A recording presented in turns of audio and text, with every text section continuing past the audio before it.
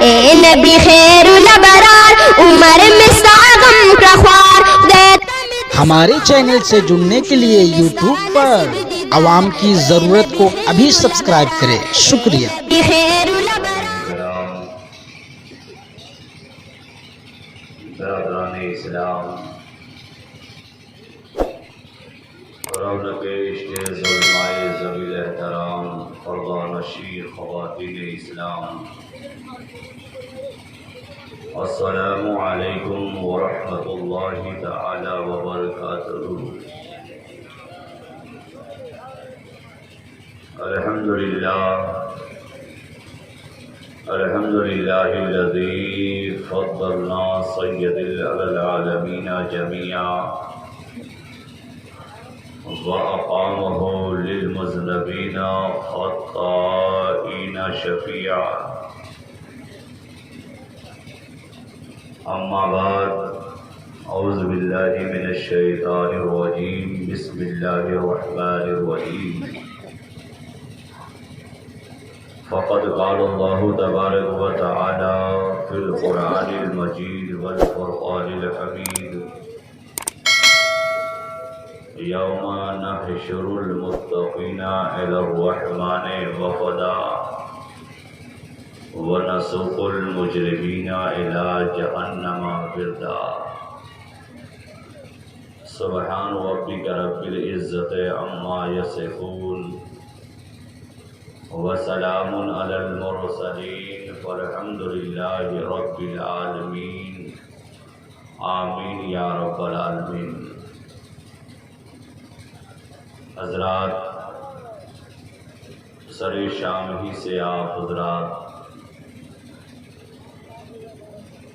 جشن غوث الورا بنام سرکار سراحوزی کانفرنس میں باقی چمک جائے گا.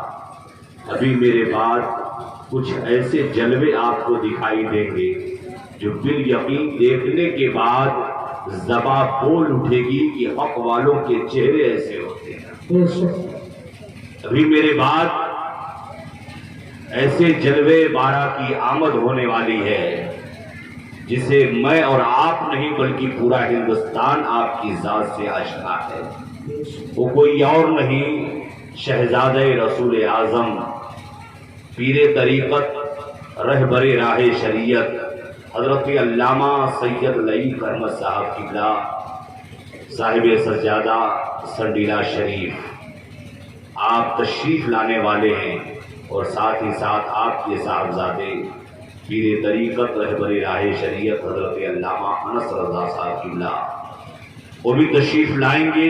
دونوں حضرات سے آپ حضرات تمہیدی گفتگو اور دعائیہ کلمات آپ حضرات سنیں گے. بہت ہی نصیحت آمیز باتیں آپ کو بتائی جائیں گی.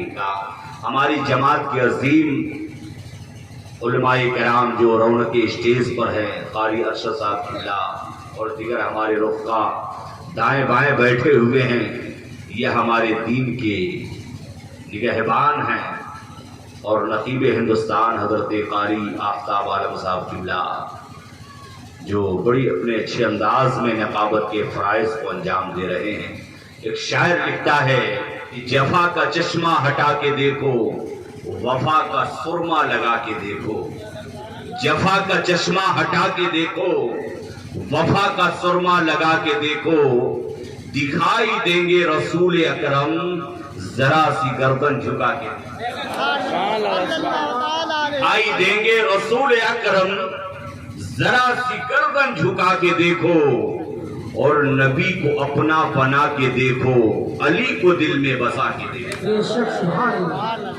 نبی کو اپنا بنا کے دیکھو، علی پہ سب کچھ، علی کو دل میں بسا کے دیکھو، نبی کو اپنا بنا کے دیکھو.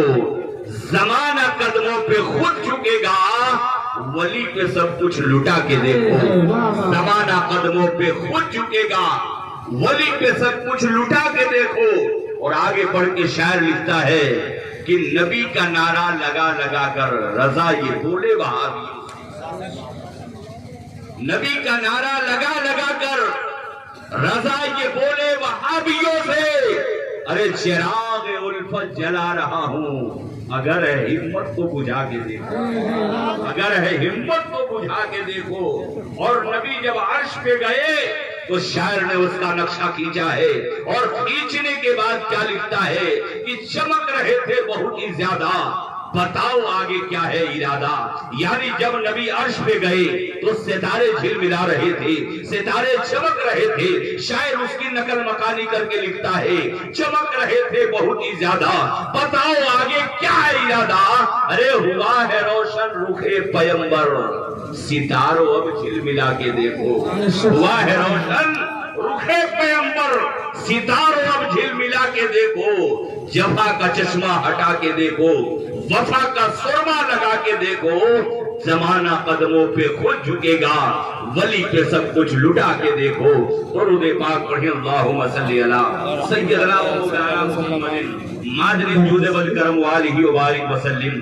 صلاۃ و سلام علیک یا رسول اللہ صلی اللہ تعالی علیہ وآلہ وسلم۔ مسلمانوں، ہمارا آنا اور آپ کا آنا اس بزم خاص میں مسلمانوں کسی دنیا دار کے لیے نہیں ہے۔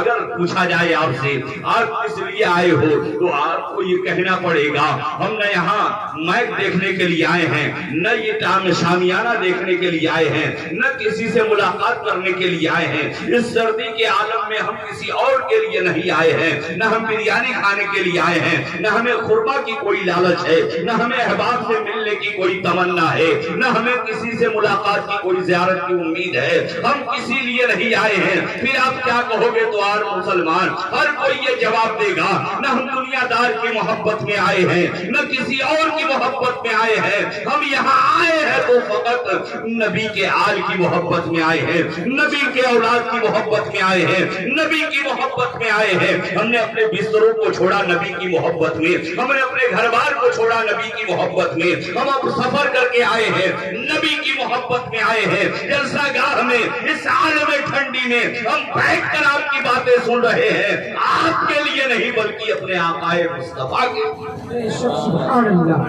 نعرہ تکبیر، نعرہ تکبیر، نعرہ رسالت، نعرہ رسالت۔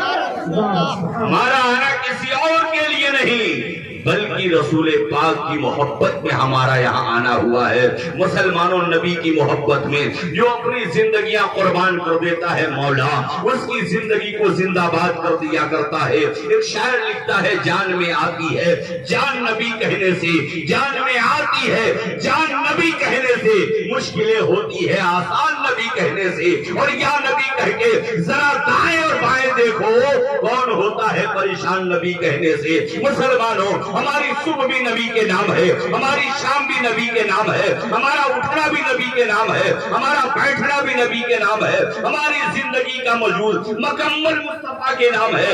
اس لیے تو بریلی کے امام نے کہا تھا زمین و زمان تمہارے لیے، مکین و مکان تمہارے لیے، چنین و چنا تمہارے لیے، ہم آئے یہاں تمہارے لیے، اٹھے بھی وہاں تمہارے لیے۔ یا رسول اللہ، ہم کہاں سے کہاں تمہارے لیے۔ یا رسول اللہ، یہاں آنا بھی تمہارے نام ہے، اٹھنا بھی تمہارے نام ہے، چلنا بھی تمہارے نام ہے، کھانا بھی تمہارے نام ہے، پینا بھی تمہارے نام ہے۔ شاعر پلٹ کر جواب دیتا ہے کہ مسلمانوں، ہماری صبح زندہ ہے، ہماری شام زندہ ہے، ہماری صبح زندہ ہے، ہماری شام زندہ ہے، ہمارے دل کے تختی پر نبی کا نام زندہ ہے۔ سمجھ میں کچھ نہیں آتا کہ چھیڑوں داستاں کیسے، ہنساؤں تو بغاوت ہے، رلاؤں تو بغاوت ہے۔ مسلمانوں کچھ سمجھ میں نہیں آتا ہے۔ ہمارا آنا نبی کے نام ہے، ہمارا جانا بھی نبی کے نام ہے۔ مسلمانوں، یہاں کسی اور کی محبت میں نہیں بلکہ آل رسول کی محبت میں آئے ہوئے ہیں، نبی کے آل کی محبت میں آئے ہوئے ہیں، نبی کے آل کی محبت میں آئے ہوئے ہیں۔ وہ نبی دو جہاں صلی اللہ تعالی علیہ وآلہ وسلم ارشاد فرماتے ہیں کہ اے لوگوں، میں تمہارے بھی دو قیمتی چیزیں چھوڑ کے جا رہا ہوں اور ان دونوں کی حفاظت تم کرنا۔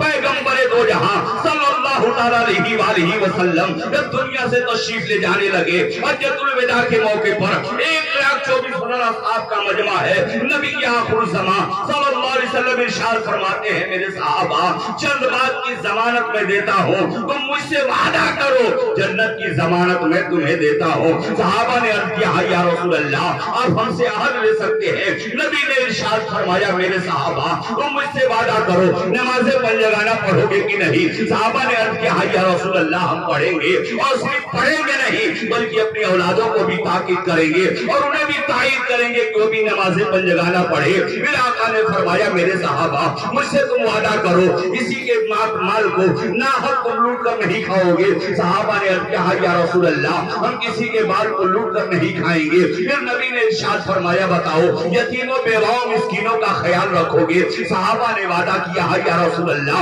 यतीमों मिस्कीनों बेवाओं का ख्याल रखेंगे। पैगंबर दो जहां सल्लल्लाहु अलैहि वसल्लम ने इरशाद फरमाया, अच्छा मुझसे वादा करो, अच्छा ये बताओ इस मिशन को तुम मेरे साथ लेकर चलते रहे, मेरे जाने के बाद में उस मिशन का अलम उठाकर तुम आगे बढ़ोगे और पूरी दुनिया को बता दोगे जान भी मुस्तफा के नाम है और मेरा माल भी मुस्तफा के नाम है। जान मांगो तो जान देंगे, माल मांगो तो माल देंगे, मगर ये हमसे कभी ना होगा, नबी का जाहो जलाल देंगे, पूरी दुनिया में ये पैगाम बता देंगे, ऐ लोगों हम नबी के दीवाने हैं और जहां भी रहेंगे मुस्तफा का परचम बुलंद करते हुए नजर आएंगे। पैगंबर दो जहां की बारगाह है, तमाम सहाबा हैं और गवाही दे रहे हैं। नबी के दो जहां ने इरशाद फरमाया, बहुत सारी बातों का अल मुख्तसर और आबादो करार होता है। सहाबा ने हर बात की जमानत दी। नबी इरशाद फरमाते हैं, मेरे सहाबा अगर तुम इन बातों पे अमल करोगे तो मैं मोहम्मद इब्न अब्दुल्लाह तुम्हें जन्नत की जमानत देता हूं। मैं मोहम्मद इब्न अब्दुल्लाह तुम्हें जन्नत की जमानत देता हूं। अगर इन बातों पे अमल करोगे तो तुम्हें अल्लाह की जन्नत है, मेरी जन्नत है। मुसलमानों, पैगंबर दो जहां सल्लल्लाहु तआला अलैहि वसल्लम ने उसी मजमा में इरशाद फरमाया था, सुनो तुम्हारे बीच दो कीमती चीजें छोड़ के जा रहा हूं और इन दोनों की हिफाजत करना और दोनों के अदब व एहतराम करना, दोनों का अदब व एहतराम करना। एक कुरान है और दूसरी मेरी अहले बैत। एक कुरान और दूसरी, बुलंद आवाज से बोले, मेरी अहले बैत। इन दोनों को अदब से इनकी हिफाजत करना, इनके दामन को मजबूती से थाम के रखना। गोया नबी ने कुरान के साथ अपनी अहले बैत को जोड़कर मसला हल कर दिया। ऐ लोगों, जिस तरीके से कुरान मुनज़्ज़ल मिनस समा है, जिस तरीके से कलामुल्लाह है, अल्लाह की किताब है, इसका पढ़ना भी सवाब है, देखना भी सवाब है, छूना भी सवाब है, देखना भी सवाब है, सुनना भी सवाब है, चूमना भी सवाब है, इस कुरान को छूना भी सवाब है। ये किताब ऐसी किताब है, इसके मुकाबिल में बुखारी नहीं, मुस्लिम नहीं, तिरमिजी नहीं, बिहाकी नहीं, नसाई नहीं, इब्न मुख्तार नहीं, इस किताब के मुकाबले में दुनिया की कोई किताब नहीं है। दुनिया की किताब एक तरफ हो, कुरान एक तरफ हो तो सब में भारी है, इसलिए कि सबसे आला मर्तबा कलाम अजीम का है। इसके मुकाबले में कोई नहीं है, कोई इसके बराबरी का नहीं है, कोई इसके मुकाबिल का नहीं है। तो नबी ने फरमा दिया, जब तुम्हें अजीम किताब दे रहा हूं तो अजीम तुम्हें रहबर भी अता कर रहा हूं, अजीम रहबर भी अता कर रहा हूं। और नबी ने उस कुरान को बताने के लिए एक रहबर को भी अता फरमाया। आपने देखा होगा जब आप गाड़ी खरीदने जाते होंगे तो गाड़ी वाला तो गाड़ी देता है, साथ में एक बुक भी देता है। बोलिए देता है कि नहीं? कोई भी सामान आप खरीदने जाइए, मोबाइल हो, टच हो या जितनी भी चीजें हैं इलेक्ट्रिकल, कोई भी सामान आपको देगा तो साथ में एक बुक भी देगा। मैं उस बुक को लेने के बाद सोच में पड़ गया, किताब तो मैं किस लिए खरीदा नहीं हूँ, मैं तो गाड़ी खरीद रहा हूँ, मैं तो टीवी खरीद रहा हूँ, मैं तो मोटर खरीद रहा हूँ, लेकिन ये किताब क्यों दी जा रही है? लेकिन जब मैंने उसका स्टडी किया तो पता चला इस किताब के अंदर बताया गया है ये कैसे चलाया जाएगा, इसका इस्तेमाल कैसे किया जाएगा, इसकी खराबियां क्या क्या होगी, इसके पार्ट की गारंटियां क्या है, इसके अंदर कौन से अज्जा है, इसके अंदर कौन कौन से कमालात है। मैं कल समझ गया कि जब किसी चीज के साथ कोई किताब मिलती है तो किताब डायरेक्शन देती है, वो किताब बताती है, वो किताब इशारा करती है। ऐ लोगों, रास्ते भटक जाओ तो किताब खोल के देख लेना, अगर रास्ता समझ में ना आए तो किताब पढ़ के देख लेना, अगर मामला समझ में ना आए तो किताब पढ़ के देख लेना, जिंदगी दुश्वार हो जाए तो किताब पढ़ के देख लेना। बिला तमसील ये दुनिया का निजाम है, लेकिन इन निजाम से भी कहीं बाला तरुफ का कानून है। रब ने जब अपने मुस्तफा को दिया है वो साथ में कुरान दिया और इस्लाम पर चलने के लिए किताब अता फरमाई और मुस्तफा ये पैगाम दे दिए, ऐ लोगों देखो, जब जिंदगी की जगह तुम्हें मुश्किल नजर आने लगे, जब तुम्हारे रास्ते बिल्कुल गमखार होने लगे और जब तुम रास्तों में चलना दुश्वारियां महसूस करने लगो और अपनी जिंदगी का फैसला न कर पाओ, वो कुरान खोल के पढ़ लेना और पूछना कुरान से, ऐ कुरान ये बता, हम चले तो कैसे चले, हम बोले तो कैसे बोले, हम खाए तो कैसे खाए, हम पिए तो कैसे पिए, हम बैठे तो कैसे बैठे, हम उठे तो कैसे उठे, हम देखे तो कैसे देखे। तो कुरान कहेगा किसी और का नहीं बल्कि मुस्तफा के करीने को पढ़ ले, इसलिए कि जब नबी का करीना पढ़ेगा तुझे चलना भी आएगा, तुझे पीना भी आएगा, तुझे उठना भी आएगा, तुझे बैठना भी आएगा। तो रब ने मुस्तफा को भी दिया और अपनी किताब को भी दिया। नबी जब तक रहे हम उनकी तारीफ करते रहे, मुस्तफा गए तो अपनी हाल के हवाले कर दिया। ऐ लोगों, अब मैं दुनिया में ज़ाहिरी तौर पे तो नहीं हूँ, लेकिन मेरे बाद तुमको गाइड मेरी अहले बैत।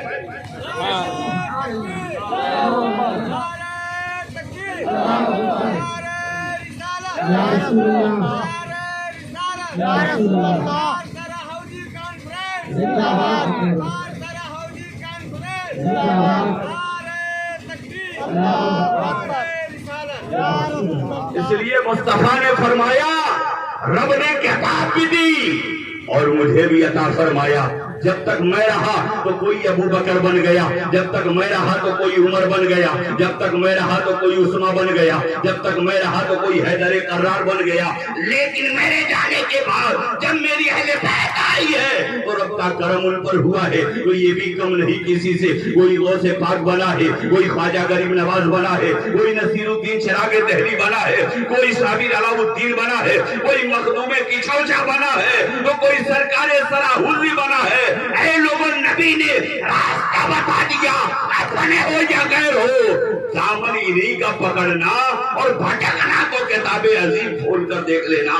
ये कुरान बताएगा कि मेरा रहबर सुभान अल्लाह। पता चला हमें भटकने की जरूरत नहीं है। अब हम कुरान खोलेंगे और कुरान से पूछेंगे, कुरान ये बता, हमें चलना कैसे है, हमें देखना कैसे है, हमें उठना कैसे है, हमें बैठना कैसे है, हमें जागना कैसे है, हमें देखना कैसे है। बरेली के इमाम ने बता दिया कि ऐ लोगों, सुबह तैयबा में हुई, बढ़ता है बाड़ा नूर का, सुबह तैयबा में हुई, बढ़ता है बाड़ा नूर का, सदका लेने नूर का, आया है तारा नूर का, और मैं गदा तू बादशाह, भर दे प्याला नूर का, दिन दूना तेरा दे, डाल सदका नूर का, और तेरी नस्ल पाक में है बच्चा बच्चा नूर का, और तू है ने नूर तेरा, सब घराना नूर का। या रसूल अल्लाह, आप भी नूर है, आपकी औलाद भी नूर है, और सुबह क़यामत तक ये तसलसल जारी रहेगा, जो भी आएगा वो भी नूर बनकर। सुबह तैयबा में हुई, बढ़ता है बाड़ा नूर का, सदका लेने नूर का, आया है तारा नूर का, और मैं गदा तू बादशाह, भर दे प्याला नूर का, नूर दिन दूना तेरा दे, डाल सदका नूर का। मुसलमानों कैसे नूर है मैं आपको बताऊं। और कुछ लोग कहते हैं आला हजरत ने अपनी तरफ से भी बहुत शेर व शायरी किया है। मुसलमानों, ये आला हजरत का शेर है, बल्कि किसी मौलवी की ये किताब नहीं है। बरेली के इमाम ने जो भी लिखा है वो कुरान और हदीस की रोशनी में लिखा है। ऐसे लफ्ज़ी शेर आपका नहीं मिलेगा। जो भी मिलेगा या तो इसके रसूल में डूबा हुआ होगा, या खौफे खुदा का वो पैगाम पेश करता होगा, या नबी के जिंदगी के करीने में से कोई जिंदगी का एक लम्हा होगा। पूरी जिंदगी इमाम इश्क व मोहब्बत की, नबी की मोहब्बत पे कुर्बान कर दिया। और इसीलिए बरेली के इमाम ने फरमाया, खाक हो जाए अदू जलकर मगर हम तो रजा, दम में जब तक दम है बाकी जिक्र उनका सुनाते जाएंगे। बेशक मुस्दा शफाअत का सुनाते जाएंगे, आप रोते जाएंगे, हमको हंसाते जाएंगे। सारे लोग खड़े होकर इस्तकबाल कर ले। नारे तकबीर, नारे रिसालत, नारे तकबीर, नारे रिसालत, नारे रिसालत, औलादे गौसे आजम, औलादे गौसे आजम, नारे तकबीर, नारे रिसालत।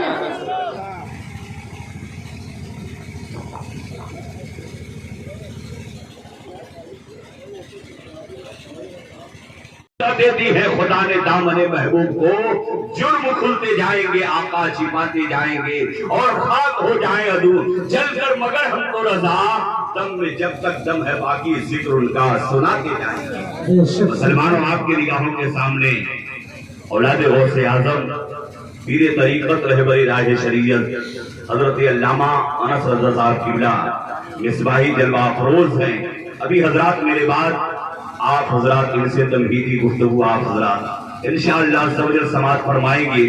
ان کے چہرے کی آپ زیارت کریں، اولاد رسول ہے، اور نبی کے بیٹے کی زیارت کریں اور نبی کا ذکر سنیں مچل کر سبحان اللہ، درود پاک پڑھیں، اللہم صلی علی سیدنا و مولانا محمد المعدن الجود والکرم۔ پیغمبر دو جہاں صلی اللہ علیہ وسلم نے ارشاد فرمایا، اے لوگوں میں تیرے بھی دو چیزیں چھوڑ کے جا رہا ہوں، ایک قرآن، دوسری میری اہل بیت ہے، دونوں کے دامن کو تھام کے رکھنا، کبھی قرآن پڑھنا، کبھی اہل بیت کی، اور کبھی ان دونوں کی حفاظت کرتے رہنا، جیسے تمہارے اوپر ذمہ داری ہے قرآن پاک کی حفاظت کرنے کا۔ آج قرآن پاک کے اوپر کوئی انگلیاں اٹھاتا ہے، ہمارا خون کھول جاتا ہے، ہم سوچتے ہیں کہ اس کا گلا دبا کر مار دیا جائے۔ ایک اتنا بڑا مردود اعظم تھا جس کا نام لیتے ہوئے بھی شرم آتی ہے، اس حرام خور اعظم نے کلام عظیم کے اوپر انگلیاں اٹھائی اور قرآن نے اس کو شریعت سے بائیکاٹ کر دیا۔ آپ نے پیپر وغیرہ میں پڑھا ہوگا، سوشل میڈیا پہ آپ نے پڑھا ہوگا، اس نے کہا تھا کلام عظیم کی کچھ آیتیں ایسی ہے جو معاذ اللہ جو آتنکواد کی طرف قوم کو راغب کرتی ہے، قوم کو لے جاتی ہے۔ لیکن مسلمانوں، جس نے قرآن کے اوپر انگلیاں اٹھائی، قرآن نے اسی کو علیحدہ کر دیا، کیونکہ یہ قرآن کسی انسان کا کلام نہیں بلکہ خدا کا کلام ہے، اور رب کا کرم ایسا دیکھو، بلکہ جس رب نے ہمیں قرآن عطا فرمایا اسی رب نے ہمیں محبوب بھی عطا فرمایا۔ اور وہ نبی مکہ کی سرزمین پر جب بولتے تھے تو نبی اسی زبان سے قرآن بھی ملا اور اسی زبان سے ہمیں حدیث بھی ملا۔ زبان ایک ہے، بولنے والے دو، کبھی اسی زبان پر مصطفیٰ بولتے ہیں، کبھی اسی زبان پر خدا بولتا ہے۔ مسلمانوں، زبان ایک ہے، بولنے والے دو ہیں، تو رب نے فرمایا، محبوب نے فرمایا، اے لوگوں ان دونوں کی حفاظت کرتے رہو، تمہاری زندگی بن جائے گی، تم کامیاب ہو جاؤ گے، تمہاری دنیا بھی کامیاب ہوگی، آخرت بھی کامیاب ہو جائے گی، اور دو جہاں میں رب تعالیٰ تمہیں ڈھیر ساری نعمتوں سے مالا مال فرما دے گا۔ اعلیٰ حضرت فرماتے ہیں تیری نسل پاک میں ہے بچہ بچہ نور کا۔ بات یہی چل رہی تھی کہ کچھ لوگ کہتے ہیں کہ اعلیٰ حضرت نے اپنی طرف سے لکھا ہے، نہیں، اپنی طرف سے نہیں، بلکہ آپ نے تحقیق کیا۔ تحقیق کرنے کے بعد جب حدیث پاک آپ نے پڑھا، اس حدیث پاک کی روشنی میں جو یہ شعر لکھا گیا ہے اس کا میں ترجمہ پیش کر رہا ہوں، آپ سنیں۔ ایک بار حضرت علی مولائے کائنات بارگاہ آقا میں حاضر ہیں، اور نبی کی بارگاہ میں جب حاضر ہیں تو آقا دو جہاں صلی اللہ علیہ وسلم کی بارگاہ میں عرض کرتے ہیں، یا رسول اللہ صلی اللہ تعالیٰ علیہ وآلہ وسلم، آپ کی شان کیا ہے، آپ کا مرتبہ کیا ہے، آپ کی حقیقت کیا ہے، اس کے بارے میں کچھ علم چاہتا ہوں، اس کے بارے میں کچھ جاننا چاہتا ہوں۔ نبی کے دو جہاں صلی اللہ علیہ وسلم نے ارشاد فرمایا، علی کچھ اور پوچھ لو، کچھ اور جانکاری حاصل کر لو۔ حضرت علی وزیر ہوتے ہیں، یا رسول اللہ بلکہ میں جانوں گا تو آج یہی جانوں گا جس آقا کا ہم کلمہ پڑھتے ہیں، جس آقا کی بات ہم صحراؤں میں مانا کرتے ہیں، جس آقا کی بات ہم ہر جگہ مانا کرتے ہیں، جس نبی نے کہہ دیا خدا ایک ہے تو ہم نے سر کو سجود میں ڈال دیا، جس مصطفیٰ نے کہہ دیا کہ دوزخ حق ہے ہم نے مان لیا، جس نبی نے کہہ دیا جنت حق ہے ہم نے مان لیا۔ یا رسول اللہ آپ نے کہا خدا ہے ہم نے مان لیا، دیکھا نہیں، بلکہ یا رسول اللہ آپ کے کہنے پر ہم نے جنت کو بھی مانا ہے، حشر کو بھی مانا ہے، لوح قلم کو بھی مانا ہے، علوم علما کو بھی مانا ہے، خدا کو بھی مانا ہے۔ بریلی کے امام فرماتے ہیں ایک دیکھنے والے کا کام مان لیا ہے، بن دیکھے تجھے ہم نے خدا مان لیا ہے۔ یا رسول اللہ دیکھا نہیں مان لیا، لیکن یا رسول اللہ آپ کی حقیقت کیا ہے؟ پیغمبر دو جہاں صلی اللہ علیہ وسلم ارشاد فرماتے علی کچھ اور پوچھ لو۔ علی کہتے ہیں نہیں یا رسول اللہ آج علی جانے گا تو یہ جانے گا کہ آپ کی شان کیا ہے۔ علی نے جیسے ہی یہ ضد کیا، نبی فرماتے ہیں علی میری بیٹی فاطمہ تیرے نکاح میں ہے۔ عرض کرتے ہیں یا رسول اللہ، تو آقا مسکرا کر فرماتے ہیں کیا تم فاطمہ کی حقیقت جانتے ہو؟ تو آپ کہہ دیا یا رسول اللہ کیوں نہیں؟ وہ میری شریک حیات ہے، میں ان کی حقیقت کو نہیں جانتا۔ تو آقا نے فرمایا نہیں، گھر جاؤ اور جا کر میری بیٹی زہرا سے پوچھنا، کیونکہ فاطمہ کوئی عام نہیں بلکہ الفاطمہ تو بضعۃ منی، فاطمہ میرے بدن کا ٹکڑا ہے، جاؤ پوچھو۔